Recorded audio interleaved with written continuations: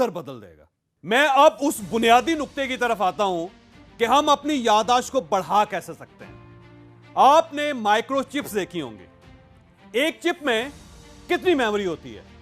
आम मार्केट में मिलने वाली चिप्स 1 GB से लेकर 2000 GB का डाटा स्टोर कर सकती हैं।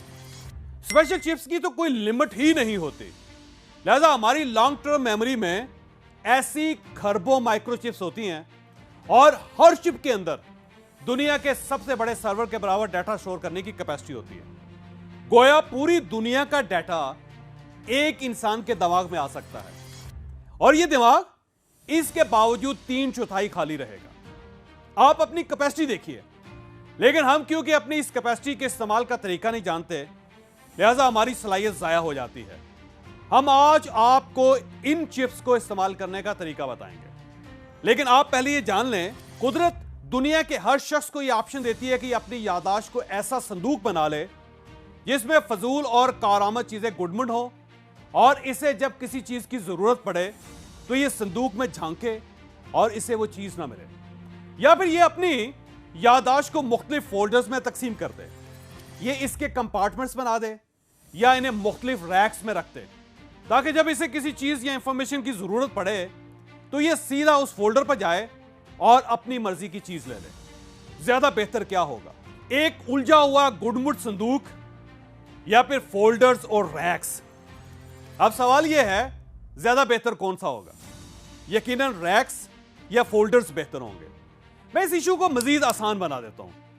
हम अपने माइंड को मेमोरी कार्ड्स या माइक्रोचिप्स की बोतल या पिरामिड समझ लेते हैं और हम इस बोतल को इंफॉर्मेशन के मुख्तलिफ माइक्रोचिप्स या मेमोरी कार्ड से भर लेते हैं। मसलन हम इन पेपर क्लिप्स को मेमोरी कार्ड समझ लेते हैं और चंद लम्हों के लिए इन तमाम पेपर क्लिप्स से अपनी याददाश्त की ये बोतल भर लेते हैं। अब सवाल यह है कि हम कौन सी इंफॉर्मेशन किस मेमोरी कार्ड में स्टोर करेंगे और जब हमें जरूरत पड़ेगी तो हम इतने मेमोरी कार्ड्स में से इसे कैसे ढूंढेंगे। असल में ये एक टेक्निकल इशू है और आप अगर इसे समझ जाएं तो फिर आपको पूरी जिंदगी कम से कम याददाश्त का इशू नहीं रहेगा। मैं अब आपको एक और बोतल दिखाता हूं। आप ये देखिए, ये भी पेपर क्लिप से भरी हुई है, लेकिन इसमें हर पेपर क्लिप के साथ धागा बंधा हुआ है और यह धागा बोतल की नेक से होकर इसकी सेंसरी मेमोरी से बाहर लटक रहा है। चूंकि आप अब अगर हर माइक्रोचिप में नई इंफॉर्मेशन लोड करना चाहते हैं या फिर इसे ढूंढना चाहते हैं तो यह आपके लिए कितना आसान होगा। जो चिप इस धागे के साथ बंधी है इसमें दोस्तों की इंफॉर्मेशन है, इसमें रिश्तेदारों की मालूमात हैं, इसमें कारोबार, इसमें किताबें, इसमें सफर, इसमें अकाउंट्स, इसमें सियासी इंफॉर्मेशन, इसमें फ्यूचर के मंसूबे, इसमें मजहब, इसमें दूसरे मुल्कों की इंफॉर्मेशन, इसमें परिंदों, जानवरों और दरिंदों की मालूमात और इसमें कपड़ों, जूतों और मेकअप का डाटा है।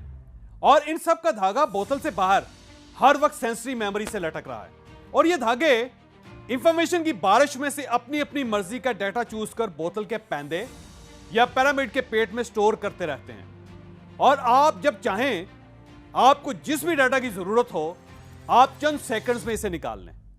आपका माइंड, आपकी याददाश्त आपको कभी धोखा नहीं देगी। अब सवाल यह है कि मेमोरी कार्ड्स के ये धागे बनाए कैसे जाते हैं। इसके 5 तरीके हैं। मैं यहां पे आपको चंद लम्हों के लिए रोकूंगा। हमारा अगला अर्तुगल टूर 16 दिसंबर को टर्की जाएगा। आपको इस वक्त अपनी स्क्रीन पर उसकी अनाउंसमेंट नजर आ रही है। आप इसका स्क्रीनशॉट लीजिए और इसके ऊपर जो नंबर्स दर्ज हैं, आप इन नंबरों पर हमसे राब्ता कर लीजिए।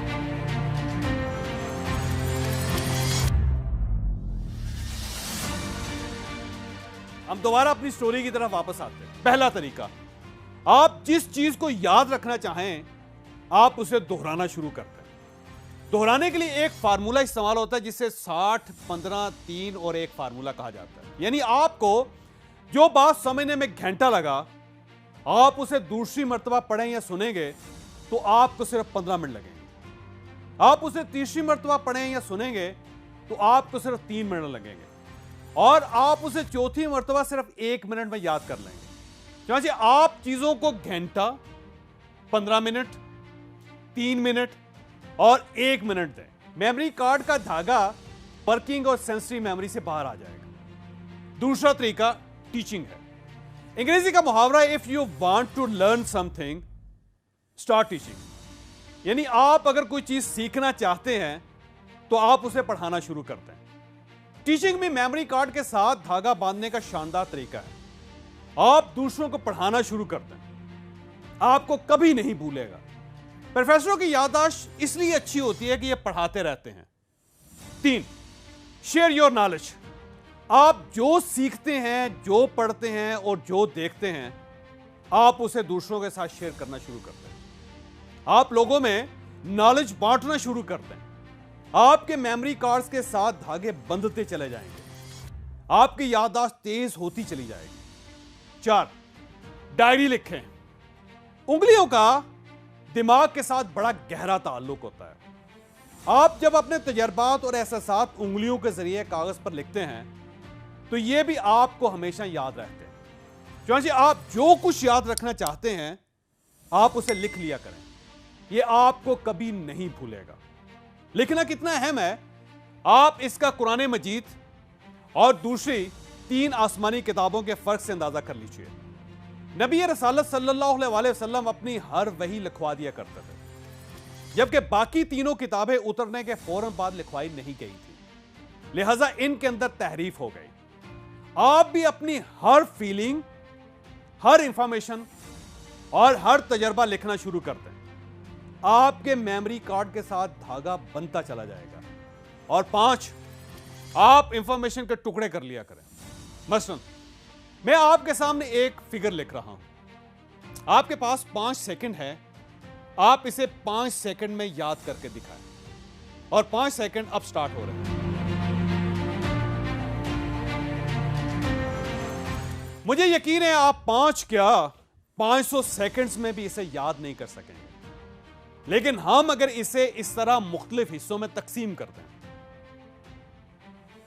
तो आप ये 2 सेकंड्स में याद कर लेंगे।